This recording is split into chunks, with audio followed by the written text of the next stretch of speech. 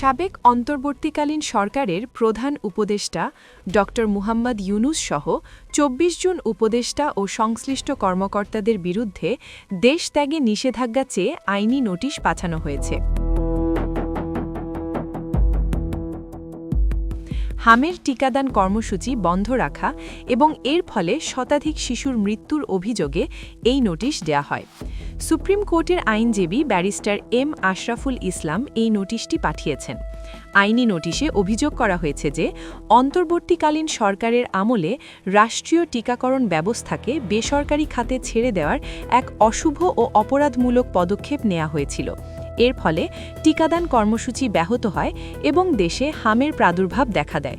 নোটিশে দাবি করা হয়, সময়মতো টিকা না পাওয়ায় শতাধিক শিশু প্রাণ হারিয়েছে এবং অসংখ্য মানুষ বর্তমানে হাসপাতালে চিকিৎসাধীন। তালিকায় প্রধান উপদেষ্টার পাশাপাশি স্বাস্থ্য উপদেষ্টা নূরজাহান বেগম এবং প্রেস সচিব শফিকুল আলমের নামও বিশেষভাবে উল্লেখ করা হয়েছে।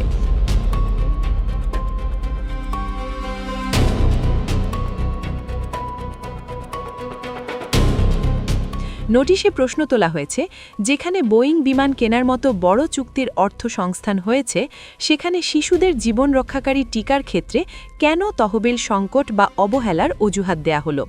এই ইস্যু নিয়ে বর্তমান সরকারের দায়িত্বশীল ব্যক্তিদের মন্তব্য পরিস্থিতিকে আরও জটিল করে তুলেছে। বর্তমান স্বাস্থ্যমন্ত্রী গণমাধ্যমে দেওয়া এক সাক্ষাৎকারে সরাসরি বলেছেন, অন্তর্বর্তী সরকার টিকা দেওয়া বন্ধ করায় হামের এই বজ্রাঘাত। অন্যদিকে স্বরাষ্ট্রমন্ত্রী মন্তব্য করেছেন যে হাম ও রুবেলা প্রতিরোধে বিগত সরকার যথেষ্ট অমনোযোগী ছিল।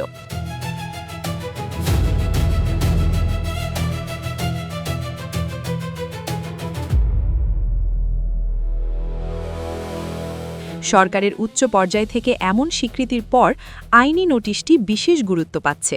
মন্ত্রিপরিষদ সচিব, স্বাস্থ্য সচিব ও স্বরাষ্ট্র সচিব বরাবর পাঠানো এই নোটিশে একটি তদন্ত কমিটি গঠনের দাবি জানানো হয়েছে।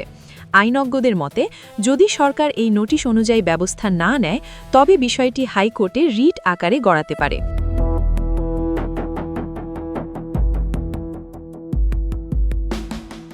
অভিযোগ প্রমাণিত হলে শত শত শিশুর মৃত্যুকে গণহত্যা বা জেনোসাইড হিসেবে বিবেচনা করার দাবিও উঠতে পারে। সেক্ষেত্রে আন্তর্জাতিক অপরাধ ট্রাইব্যুনালে এই ঘটনার বিচার প্রক্রিয়া শুরু হওয়ার সম্ভাবনাও উড়িয়ে দেওয়া যাচ্ছে না।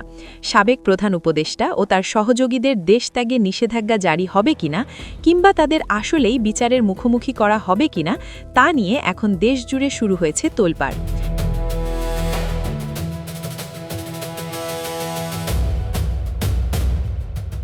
শিশুদের এই মৃত্যু কি নিছক অবহেলা নাকি পরিকল্পিত সিদ্ধান্ত, তা তদন্তের মাধ্যমেই বেরিয়ে আসবে বলে মনে করছেন সংশ্লিষ্টরা।